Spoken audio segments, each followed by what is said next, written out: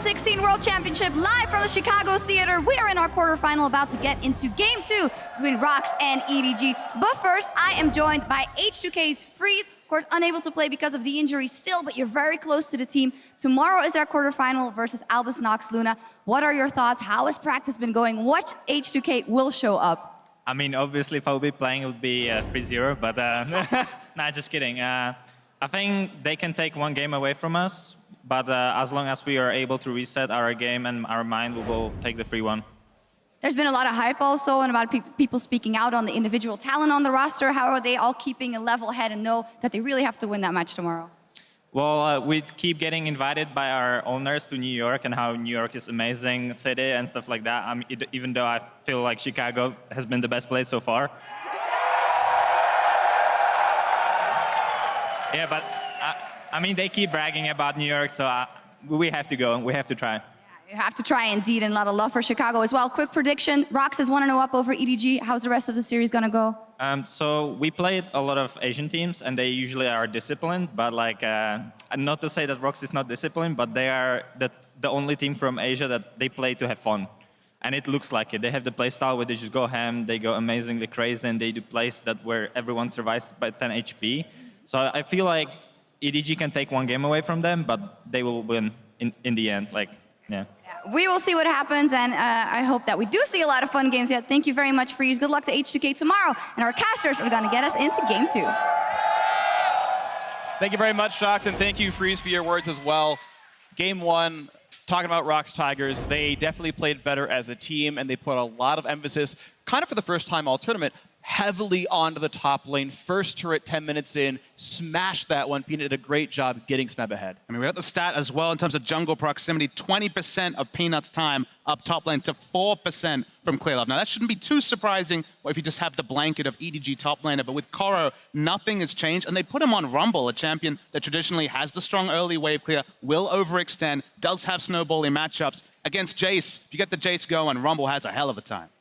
Yeah, and I also want to add that ROX is just simply playing better mechanically. We knew that EDG was a good team-fighting team. We knew that ROX was a good team-fighting team. But what I didn't expect coming into this series is Clearlove missing a lot of skill shots, bad Rumble ultimates from Koro, just some uncharacteristic mistakes from EDG that ended those fights where ROX would be getting away with 10 health instead of actually dying. Right, to underscore Clearlove in particular, coming into the tournament, the battle was who's the best jungler in the world? Is it Peanut, the jungler of ROX Tigers, or is it Clearlove, the jungler of Edward Gaming? Well, in this first game, Clearlove plays Olaf, a champion who really only provides damage, no real utility to speak of, and did the lowest damage to champions of all 10 players in the game. Support Karma did more damage than him. And this is what Clearlove has been bringing with his team right now is, as you mentioned, Jat, missed skill shots and just not really much happening. I mean, the fun thing between these two junglers, you have an invading mechanics-heavy jungler in Peanut and more of the pathing, intelligent jungler in Clearlove. But even his decision-making, the late Ragnarok on the turret dive cost him his life in a position that he could have gotten out of. So even the decision-making, what he's known for, is kind of going away from Clearlove. Yeah, and Peanut, despite the 3 jungle bans we saw in the previous draft phase with the Nidalee, Elise, and Rek'Sai, was incredibly effective on the Lee Sin. It's his most played champion by far in North American solo queue, really using it to get that early game pressure going. Interesting is that he has Olaf as his second most played in solo queue. Has never played a competitive game on Olaf, but have a feeling we'll see it somewhere in this series. It might be likely right now. 2 bans through on each side. Nidalee banned away red side. No big surprise here, but that does free up a couple bans for Edward Gaming. They're actually going to ban the Olaf themselves, so 3 junglers off the table.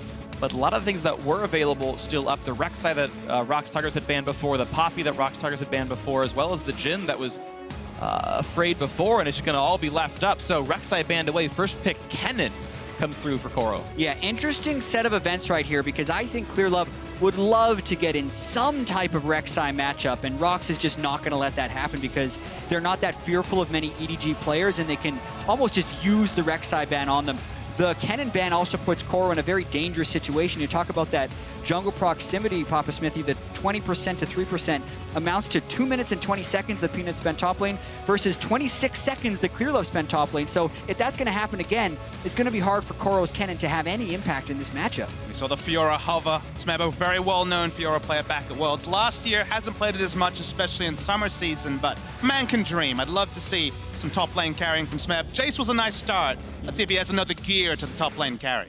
And I'm also waiting for the moment when someone will prioritize the support Zyra more than the Korean teams. Because obviously there is a pluritude of reasons that the Korean teams can win, from coordination to teamwork. But the support Zyra has been so good because it's helping you push the laning phase, it's helping you with objective control, and it's helping your late game as well as having a strong laning phase because of how you can scale with Leanders on Zyra. So once again, ROX Tigers get Zyra, and you can see how important they think it is. I think the interesting thing about the Zyra pick is that you can see the Karma as kind of a lane nullifier, maybe has even more lane pressure early, but late game, you compare what Zyra brings in a team fight with an amazing disengage to Karma's speed up and then damage that gets soaked by tanks. It feels like Zyra really outscales and goes 50-50 in lane, which makes the Zyra very priority. Yeah, definitely a strong laner on the general spectrum right here. Maybe a Nami or Karma can handle up against it, but also considering that, imagine if EDG got the champion with how little.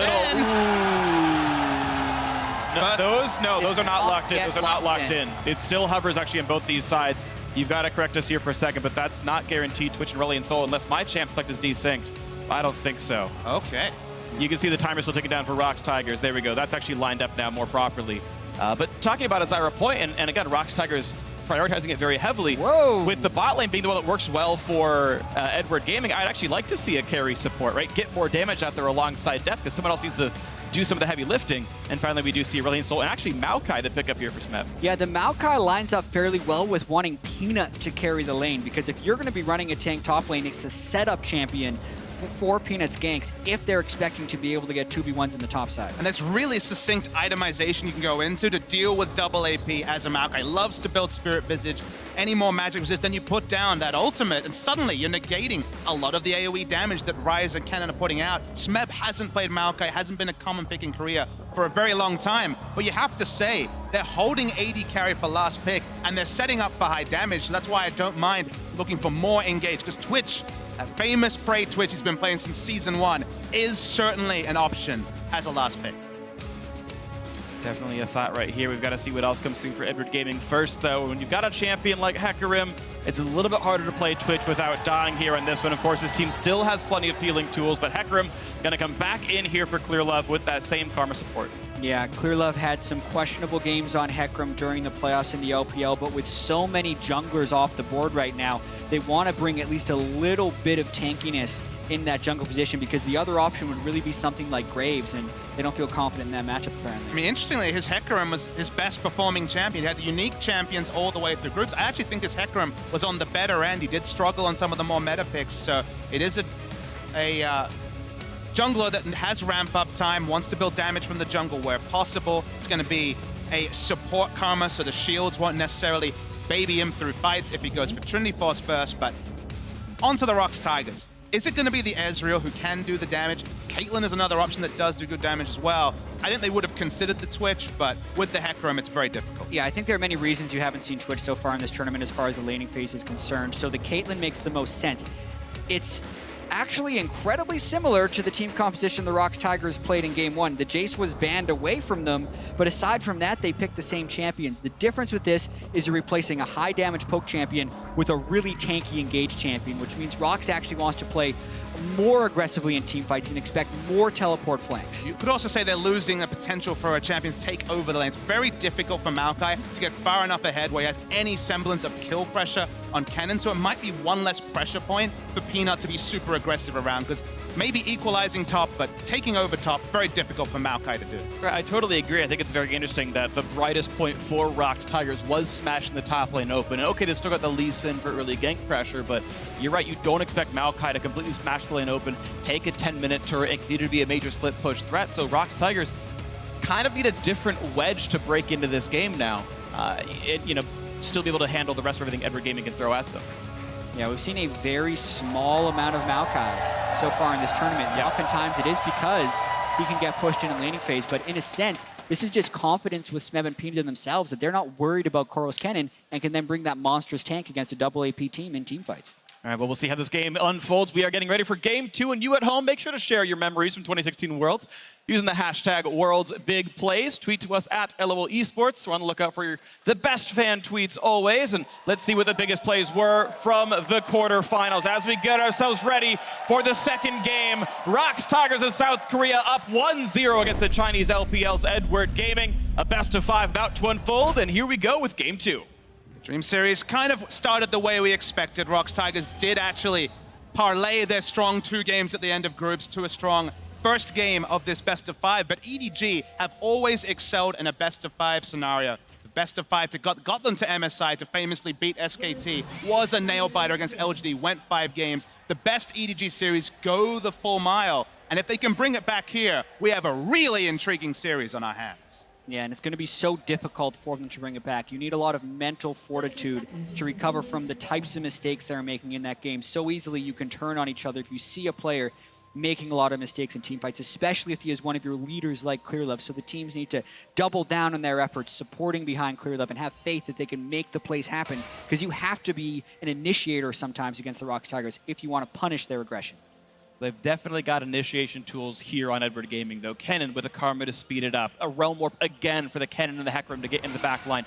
Deft can help as well on Jhin. Everyone is empowered to start fights here on EDG. And I actually really like this from EDG, because when you look at some of the overall trends from the summer split, where they were undefeated in the LPL, you often saw a lot of the initiation coming from other roles that weren't the jungler, so that ClearLove could follow up on fights that had already been started by Defs, Sivir, or Ashe, or even by something like a Maokai in top lane or Lissandra in mid lane. So here, because they have the Kennen, the Jhin, the Ryze that can all start fights, ClearLove can follow up better in a lot of these fights. Smeb's going to actually have an experience advantage when he gets to lane. The 3 saplings at the Raptors took out the little Raptors, so might actually surprise Kennen with a nice level 2 trade.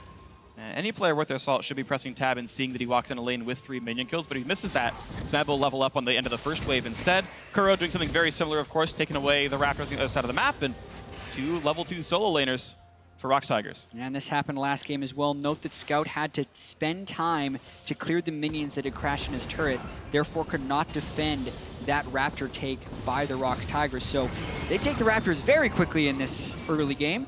And Kuro actually doesn't care that much about the harass, because Aurelion Sol with the Corruption Potion can heal up and then also return to lane very quickly. Ooh, and unfortunate for Scout right there. The Q actually didn't bounce off the melee minion onto the range once. He would have gotten 100 damage on a Kuro right there if they were just in bounce range. He had set the spell flux up, didn't quite get it. And we'll see how the rest of this plays out. Mako steals a minion away. Doesn't really mean too much, but Deft only on 9. Unlucky.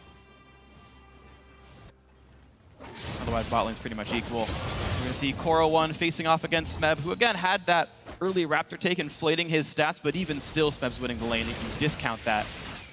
They're looking for a play in the bot lane.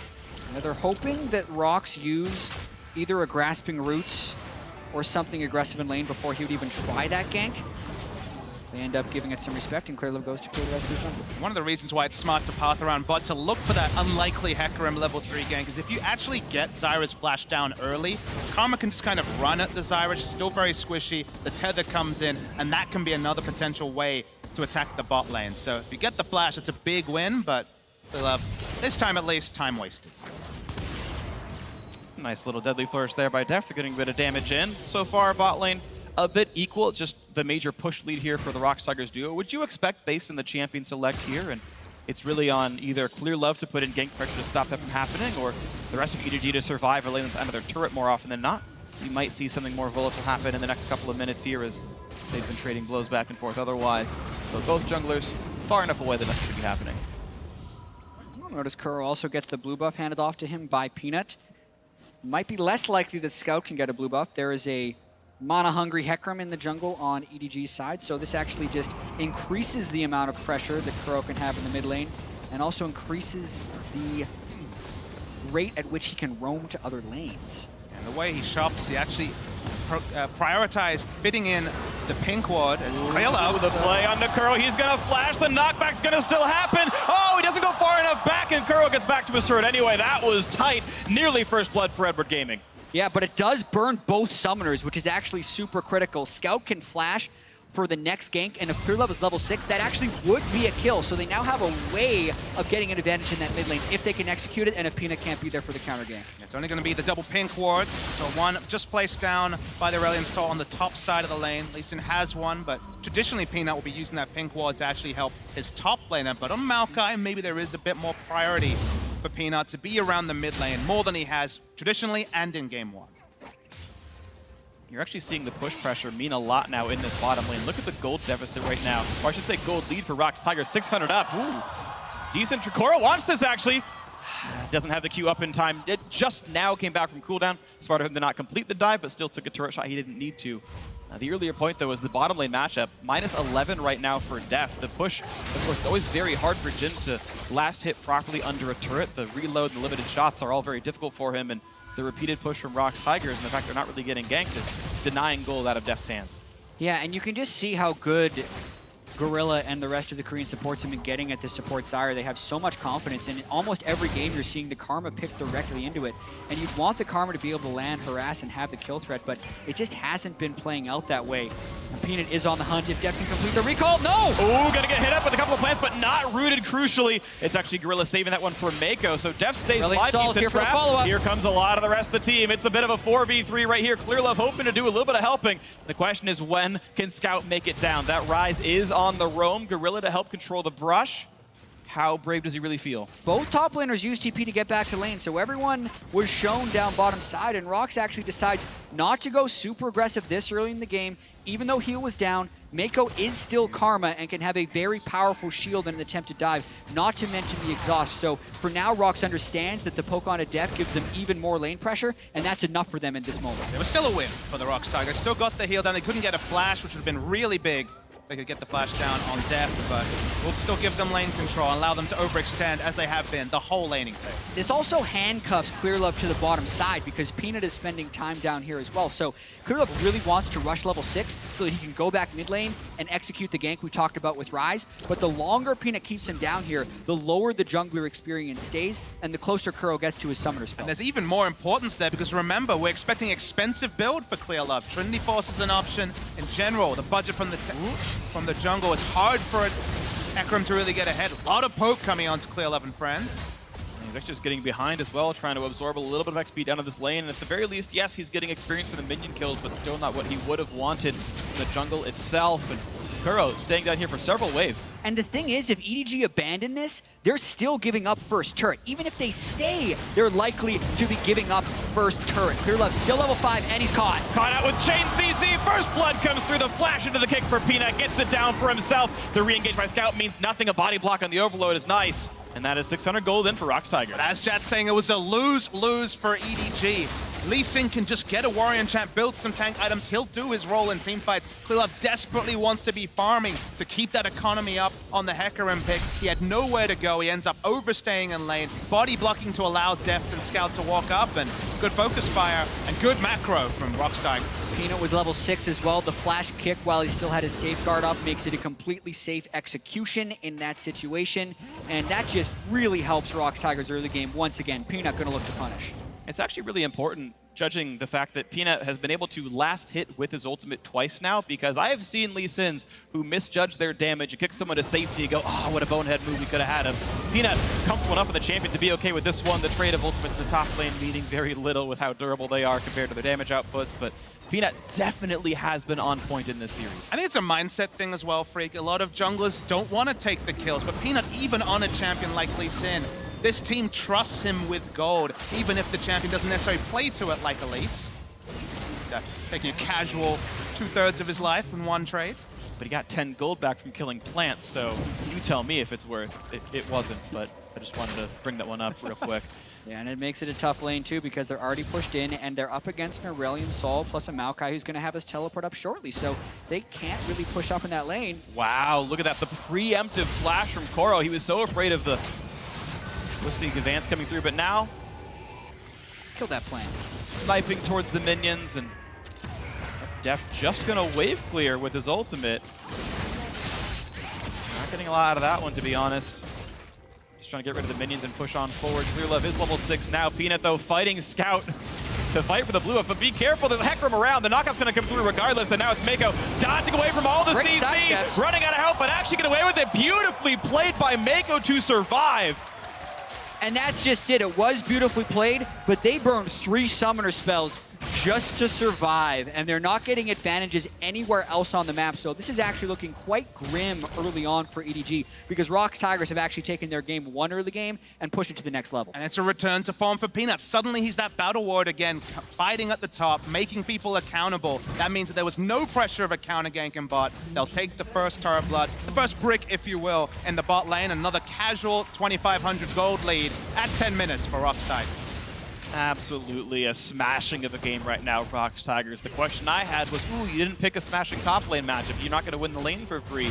Are you going to win the other lanes? Turns out they're going to obliterate the other lanes. The first pick red side, Zyra, you can have the Jhin, don't worry, we'll push you in a turret and make your life even harder than it was in the previous game. And ROX Tigers have an answer for everything Edward Gaming is doing. And I think that's why a lot of the Chinese analysts really object to the Hecarim pick from Clips. Not necessarily the mechanics or the decision-making, which at times have let him down. It's just this guy is known for being kind of a second support for bot lane, helping the bot lane get ahead. And Hecarim's kit and item build just doesn't lend itself to that. There's a Sheen in the inventory. It probably will be a Trinity Force. He doesn't want to be wasting lane trying to salvage 2v2s in the bot lane. It's so difficult right now for EDG because they want ClearLove to become a damage threat, but if he continues on this itemization path, he will be something that ROX can slice through like paper in these team fights, because even though, yes, they have a Maokai instead of a Jace, with Prey and Gorilla being damage threats, they have easily enough damage in these team fights, not to mention the map pressure they gain from having that bottom turret. And a lot of the Karma nerfs will actually hit support Karma the hardest, where the shield value nerfs, you only level shield second,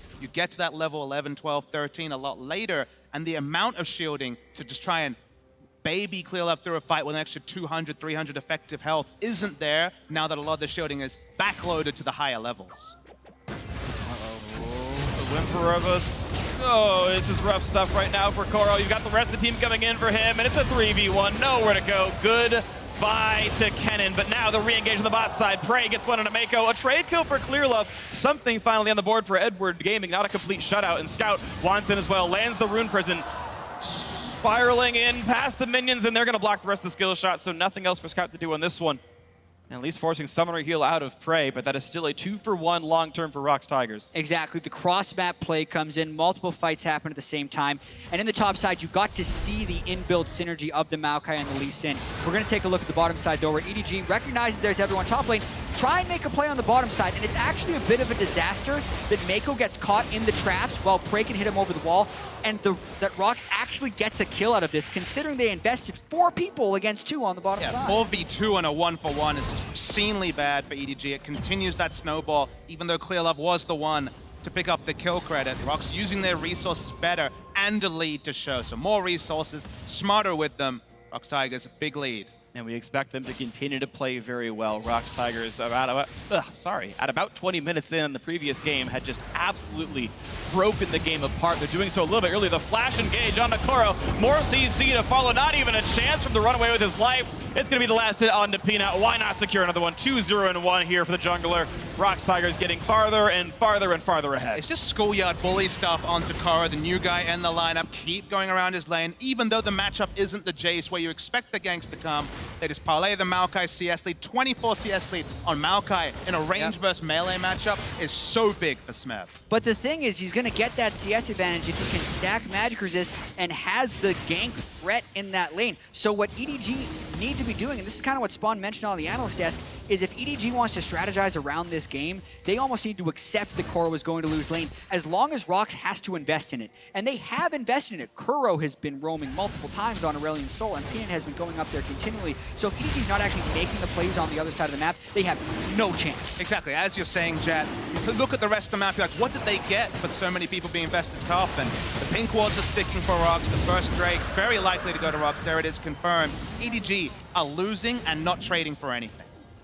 He's just been really unable to. Scout has kind of picked himself into the same matchup he did in the previous game. Picked the blind pick Rise into the assumed Aurelion Sol. Gets pushed in, gets roamed on, and so far Scout's been unable to really capitalize on the farm he's been getting. It's just been leave the mid lane, go elsewhere, and get kills over and over for ROX Tigers. Exactly, and let's talk about some more things that ROX Tigers are doing well, considering they had a poor group stage where they missed on a lot of different areas. In group stage, their vision control in the mid lane was abysmal. And you look at it in this game, they have multiple pink wards in the river, and Kuro has total command of that mid lane. So not only are ROX Tigers playing around the sides of the map, they're also playing through the heart of it, which amounts in total map control and a crushing in the early game, 4,000 gold at 15 minutes. Games like this just don't happen for ROX, where they have a wave clear advantage and a roam advantage from mid, but that's the unique thing that Aurelion Sol can provide, and I think it's quickly becoming a must-ban champion against ROX. And that's the thing. Aurelion Sol has been a must-ban champion against teams that struggle with mid lane pressure because he gives you all the options. He does shove against every champion, and he can roam, which makes it very surprising that this wasn't a super high priority pick for Kuro earlier, and it also makes it even more surprising that it wasn't then thrown on the ban phase for EDG or an early pick because it enables so much for this team. Aurelion Sol's definitely had ebbs and flows. Only person in Korea who was playing it with any regularity was Fly. Same thing with Huhi in America. In the boot camps, everyone was saying Aurelion Sol must play, must have in the champion pool. A lot of people put a lot of time into it, and it's paying off finally for Kuro. He looks very practiced on Aurelion Sol.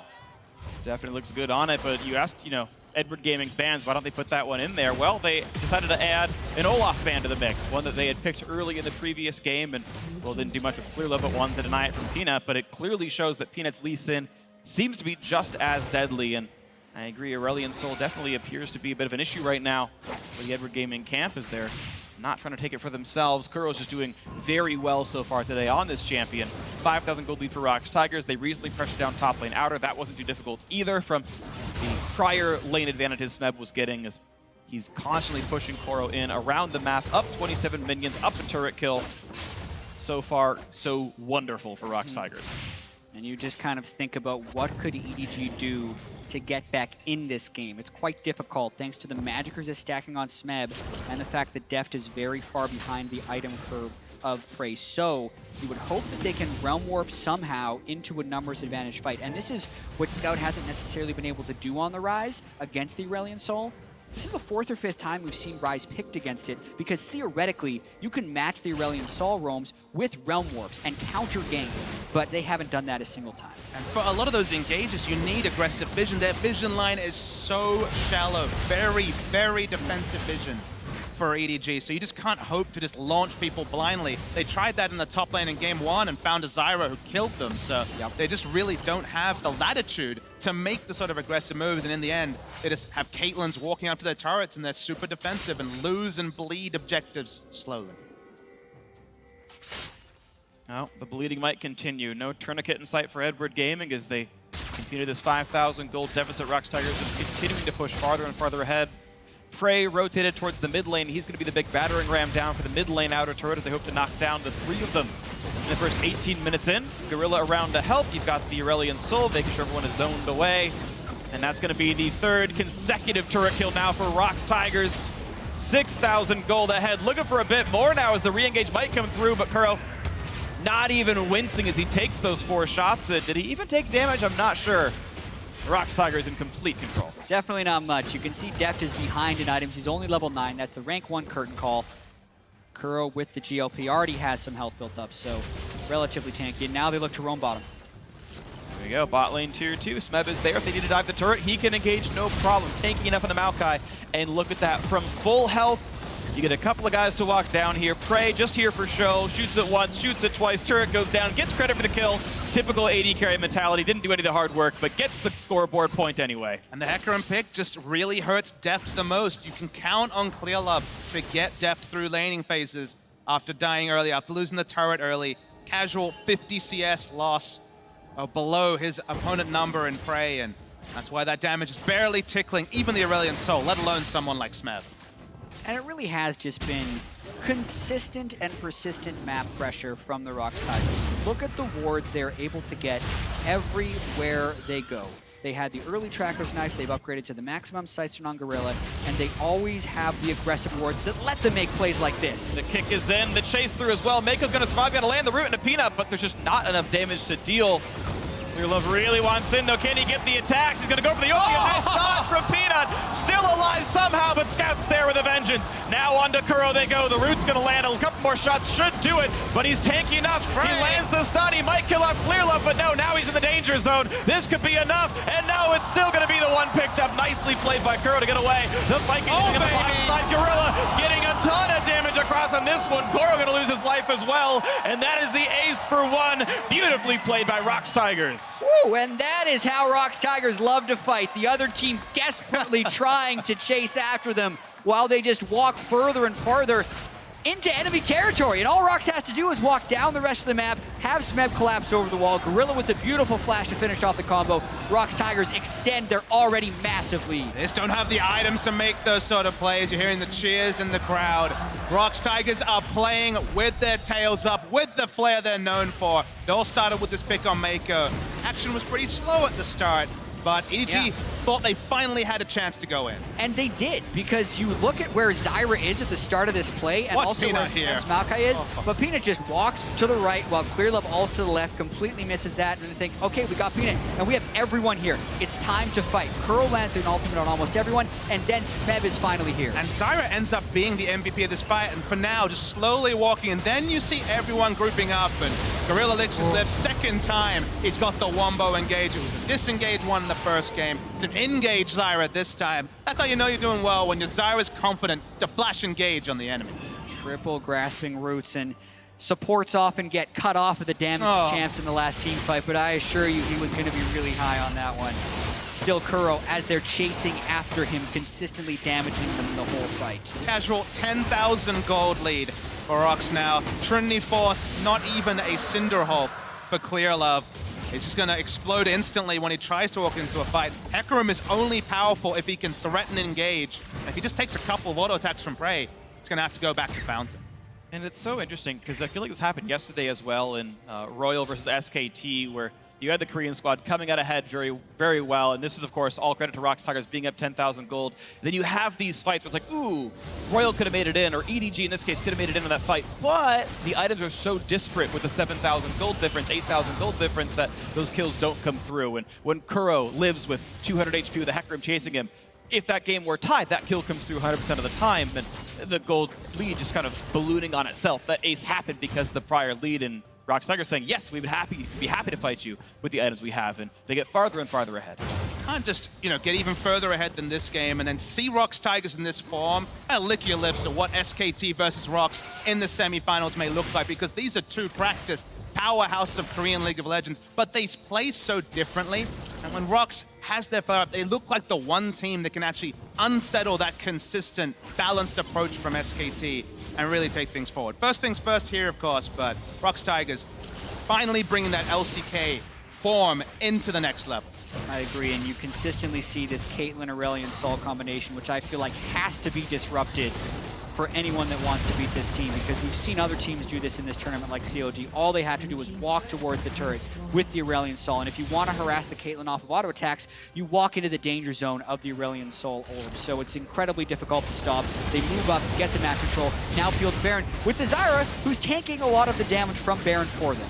The crazy thing in all of this is that I think the Aurelion Sol is the one champion that has thrown EDG's pick and ban off. They thought they could keep Kuro in lane wave clearing. It didn't work, but Baron time. The Baron's already been picked up, but maybe this is the fight that Evergaming needs. Exhaust on right in time, and it's already one kill picked up. Make that two. Baron's gone, one trade kill, but it's a 4 versus 3, and it might just get worse. The snipe gonna come through, gonna tag Mako in the back, below 1,000 HP. Smeb is taking the long way around to cut off the retreat. And there's nowhere to go. Depth gets shut down once again. Peanut gets that kill. Now Mako also rooted up against the wall. A double kill for the ROX Tigers jungler. It's 4 for 1. Not even a problem right now. ROX Tigers with Baron looking to push through. It's 23 minutes into the game and 14,000 gold ahead. Game in the books. Not going to break the record books for this tournament at least, but this game might end on this push. This is an incredible display by the ROX Tigers, and EDG have to be very disappointed as well based on their pre-tournament expectations and being an undefeated team in the LPL to then be down 15,000 gold 24 minutes in against the ROX Tigers. EDG is getting destroyed. Absolutely blasted is one way to put it, because this is a crushing tail right now for ROX Tigers. 24 minutes in, top inhibitor already gone, quick reset, still 2 minutes after the Baron buff. We'll see how much more they can take on the next time. The Baron's just so fast. They have so many items that no way for EDG to be in there. And Clearlove walks up. Remember, it's Trinity Force and a bit of a Cinderhawk, I believe, still at this point. Exhaust is on point. Sure, Gorilla gives up his life, but because Smeb is smart enough to take the longest route possible to the inner turret, there's just nowhere for EDG to run. Exactly. Def realizes he's going to be cut off, was hoping to sneak some damage in, but Curl gets the stun from Aurelion Sol. And then Mako was cut completely off by Smeb, so 4 kills. Clearlove was the only one who managed to escape. Just explain to me who is going to kill a Spirit-Visaged Iceborne Gauntlet Guardian Angel Maokai in this game. And the answer is no one, even if it goes pretty damn late. Whoever is commanding the Nexus. Okay, if he decides that's true. the Nexus time, because GA will not proc on the Nexus. But aside from that, there's just such little damage on EDG right now. Baron minions pushing up, 1 inhibitor already down. Let's watch ROX work. One more attempt to try to keep the game alive. Edward Gaming going for the roam. Moro gets in without the exhaust this time around, and a shutdown comes through. They got prey. The knockup already came in. 4v4. How much more gonna happen? Smeb is invincible, as we know. 4v3 as another kill comes through. Now Def caught out. There's the stars. There's the kills. Clearlove gets a bit of a terrify, but has to run for dear life. Smeb gonna drop the turret. I can put it on the Peanut. By the way, only Clearlove left alive. Now, yes, Prey was killed, but it does not matter. Another flash kick for Peanut. Secures the ace. 5-1 and 5 on the Lee Sin. And ROX Tigers gonna make it a swift 2-0. And very high kills for ROX Tigers. They averaged 18 kills per game in the group stage, but this was 18 kills in a much faster and more dominant fashion. ROX Tigers is gonna go 2-0. People have their preconceived notions about what Korean League of Legends looks like. You see SKT, you see Samsung, you see the controlled play. That's not ROX Tigers. These guys build damage, these guys dive towers. Their Baron power plays are massive, and when they start going, 15 minutes on, they end the game before 30 more often than not. And they definitely didn't start the tournament this way, so we really have to credit their ability to prepare and adapt in the week between the group stage and now, because as you mentioned, Papa Smithy, they do kind of change the way you think about Korean League of Legends. They are very different than the other teams that play in that region, and we saw a display of it right here. They play so much faster, are so much more willing to take risk because they play the percentages and they're very good at it. Yeah, it just incredibly perceptive and understanding what these plays are going to be. And again, even taking the roads that aren't as obvious to other people. Again, going off of the carry top lane and saying, you know, we don't need that one. Oh, you picked the Jhin. Oh, that's nice. We have a bottom lane plan for you, Def, and you're not going to like it. There's plants. It's scary. You're going to take a lot of damage. And ROX Tigers show different play style. It's funny because you changed one champion and the way they played the game entirely changed. Instead of top side, it was bottom side. The way they won the game, entirely different. It wasn't split pushing, it was grouping up and diving turrets and rotations. And with one champion, ROX Tigers played an entirely different game and beat Edward Gaming even harder than the last one. And the magnifying glass has been on Smeb. This guy got the big nod, #1 player at the tournament. Summer wasn't Smeb on Fiora on carries. It was Trundle. It was the more tanky picks. His team kind of lost games around him, and then Trundle, he can split push against Poppy, but he was forced to be more defensive. Didn't get much done until those big late game engages on the cannon. But he also plays so intelligently, so smartly. He knows how to go for these flank engages. He's still what his team needs, even if he's not kind of this hope of the top lane carry that just kills everyone. Yeah, and even Kuro has played very well in this series as well. He was kind of perceived as the worst player on the team coming in. Like, if there was a weak point, it was this guy in the mid lane, 2 Aurelion Sol games, 2 great ones, and this one he topped the damage in the game. So far, it's been beautiful for ROX Tigers, 2-0 to start it, but now let's send it down to Dash and the analyst for a closer look at the decisive victory. Thank you very much, gentlemen. Decisive is one way to put it, because that was just pure domination in all seriousness. 26:09 game time. That's close to approaching Samsung Galaxy status in terms of the group stage wins that they put together. And this is in the quarterfinals against, you know, arguably stronger opponents. And the first thing I thought was, why would you put Smeb on Maokai? It just looks like having a fine wine. Drinking Coke with it makes no sense. But when you're outclassing your team by so much, who cares? They just spanked our EDG and no chance. Yeah, this pick and ban phase really again shows one of the things we had in the pregame about like the flexibility for ROX Tigers and in what they can do. Not only the players, but like the champion pools they have, understanding of like counter picks. So Kennen first pick from EDG makes sense because they removed Jace. So like, okay, let's give him the safest laner top. You know, Kennen, no counters because Jace is gone. Well, then suddenly you pull out a Maokai, which you don't expect right here, which once you get like just one MR item, you can actually lane just fine, and you even outscale the cannon coming into team fights. So that was just a super smart counter pick, and everything else just went in favor of ROX. Aurelion Sol again. But the thing that's incredibly frustrating, I guess, when you look at this draft is where like they lose top lane by an acceptable amount in, at least my opinion, in game number 1. And then game number 2, they play further towards top side of the map and leave bottom lane even more exposed. They pick a very risky AD carry in Jhin, who if you do not get ahead is immobile and cannot really dodge all these ganks. And then you give over Aurelion Sol for Ryze, which didn't work in game 1. That's just, when you look at this pick ban phase, picking yourself into a worse situation on the bottom side of the map is just so confusing. And to top things off, banning the Olaf as your last pick, you know that the 2 remaining junglers that are pretty contested are the Rex and the Olaf. You need clear love on that Rex side. ROX has not banned it yet. Maybe you can get the Olaf, shake off the jitters from that first one, but getting rid of it, you just end up picking the Hecarim, and all you do is turn yourself into the glue that will solidify ROX for the semifinals. Exactly. Like, if you keep banning one guy, in this case Peanut, and he just keeps playing Lee Sin and like outperform your jungler, well, maybe banning him is not the solution then, because you use 2 bans every time now. But yeah, really, as you said, Spawn, this comp made it so hard to play around bottom side because they had a weaker early jungler, so they can't camp the bot lane. They're also against a mid laner who will roam first every time, so you can't again gank that bot lane because he's going to come first. There's no way, I feel, for EDG to win the game with their players in this draft. And then you got to look at the coach and what happened, because there's no adaptation. And I have a feeling you guys have some suggestions for game 3. But before we get to those, let's go ahead and take a look at this replay because it really says it all. Let's look at ROX's mid-game ace here, brought to you by Acer. And this starts off with, you know, a potential catch coming on Mako, kick towards the back of his team, and he does the right thing. He lives. And then EDG is just so far behind at this stage. They're like, you know what? If we're going to throw the kitchen sink, it's going to be right now. Whoops. Zoning nice ultimate. side step, but look at Gorilla. He ran all the way from the top side, and you see all the amount of 2 carries being able to dish out the damage here with the orbs, with the Caitlyn Hurricane. Smap's gonna come in the end, and this is just disaster. A little bit unlucky here, not getting a kill on Koro. The flash from Def was actually fine, but there was a stun flying out just at the same time he got hit by it. Even if they had killed their Aurelion Sol, they would still have died because now the rest of ROX they're running into their blue buff, so yeah. There's not really a way out, and we were very negative now on the draft. We obviously are very negative people here in the analyst desk. Positives for ROX Tigers. Man, there's a million. Like, it's fantastic to watch them play. One of the things I love about this team is how good they are at communication.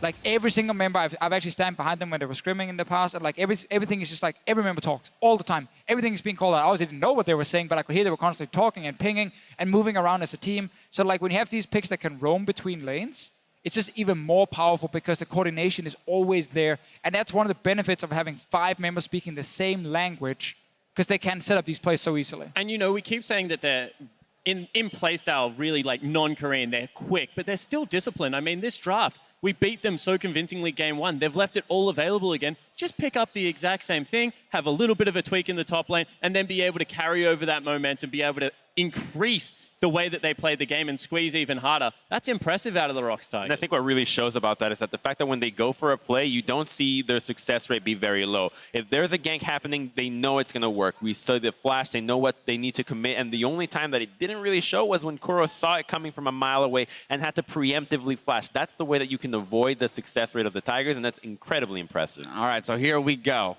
EDG has to win 3 in a row, but let's maybe see if we can get them to win 1. Spawn, you're going to be sorry to hear this, but no subs are coming in. That means Scout will be playing in Game 3. ROX is swapping back to the blue side. But gentlemen, we've talked a lot about Champion Select and our distaste for maybe some of the bans and picks on the side of EDG. What do you suggest they do here going into Game 3? I think that you wait for the Aurelion Sol to come out first, and this time around, you just go all in. Pick an assassin for Scout. You try and get him on something like a Zed, see if you can control and have legitimate threat in the mid lane. Because if they can't get this mid lane out under control, then there's just no way you come back into the game. If you want to leave Aurelion Sol open, I think you should actually pick it yourself. And you have the roaming mid laner. You remove something like Zyra, and you try and get an even better 2v2 matchup in bot lane for Deft and Mako, and then you actually use Aurelion Sol to camp that lane. Think about that, actually, you can actually give them Zyra as well, because you can camp it pretty easily, but you need something that can set up a gank bot lane and someone who can roam. But I do feel like this is 2 years in a row where EDG has been outclassed going into their final. This isn't ROX, you know, getting a lucky pick ban or, you know, performing a little bit better. They're crushing them at the moment, the exact same way Fnatic did last year. I mean, why don't we see something like Maokai for Koro in the top lane, a Karma in the mid lane, a Jinx, and an Alistar in the bot lane. And really, as you mentioned going into Game 2 spawn, building something entirely around Deft, saying that, hey, but give clear love Lee Sin. Now you have disengage on your jungler as well. Well, I feel like at that point you're just dropping the morale of the team completely. You're just saying, hey, all of you are actually underperforming. We're only going to count on Def to do this. And you just don't go into a game feeling very good about yourself when you're doing that. IMA did it, and this is why I was thinking about it. They lost. They're not here. They did lose, but they were the best performances that the IMA did put on when they were like, we're going to just go completely late game. We're acknowledging our laning phase is bad. I think that you go one or the other extreme. You either go all in on the early game, get the Aurelion Soul, get an assassin, try and roam around, or you go all in on the late game, get a hyper carry, see if you can. I'm going to let you get into But here's the thing. I mean, yes, I may lost, but EDG's losing right now, doing what they're doing. So suggesting that this other thing might not work just because it's like they're losing currently. I would say that switching something up entirely, right? Giving themselves, and look, we just saw what Maokai Lee Sin can do in the early game. If you talk about taking pressure off of a top laner, giving him a point-and-click CC and a jungler that can capitalize that, maybe that lane doesn't go so horribly into Smeb's favor. I mean, it also has to be the hands of the players. I personally don't really think EDG has much of a shot here. We even saw Hecarim missing ultimates left, right, and center. I don't think that... you only missed one ultimate. There was only one that we saw. It was only one that we saw, but you only missed one. You said 0% success rate. There was a plural in that, Crumbs. And again, I mean, we're recognizing that this is an uphill battle for EDG, right? All three of you predicted that ROX is going to win in the first place. That's the way that it's going right now. We are grasping at straws. I recognize that. But that's why I'm just trying to push you guys to find as many maybe different avenues that EDG could come out with here in Game 3 to scrap together a victory. So if they want to run a tank top, it's most likely going to be Poppy, even though it was banned in Game 1, obviously, when ROX were blue side.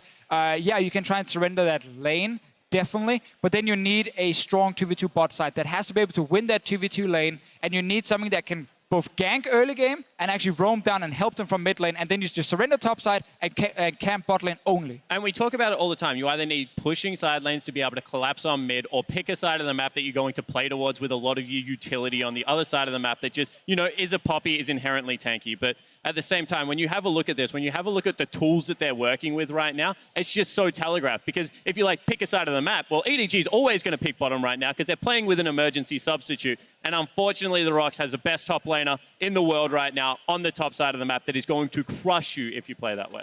Final thoughts here, Crumbs? I mean, I really don't think that EDG has much of a shot. Unfortunately, as you mentioned, the tools. It looks like EDG is sitting with the wooden age and ROX is sitting in the futuristic era. It really is just such an outclass in every single aspect of the game that I just don't really see anything that they can grasp to actually make a comeback here. If Pawn was in, I would be like, okay, maybe now. All right.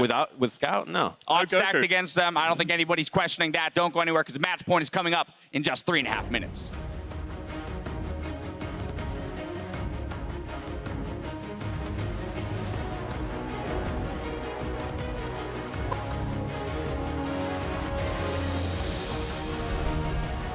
Yeah.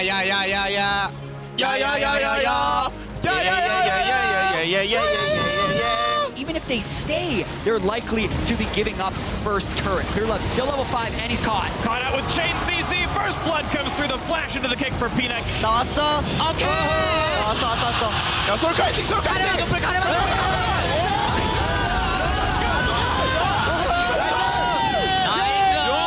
Smeb is invincible, as we know. 4v3 as another kill comes through. Now Def caught out. There's the stars, there's the kills. Clearlove gets a bit of a terrify, but has to run for dear life. And ROX Tiger's going to make it a swift 2-0. Dare to be different. Revel in the impossible. Introducing a little anarchy. Disrupting the natural order. Because a hero lies in all of us. Nothing is beyond your reach. Claim your victory and go forth to conquer new worlds.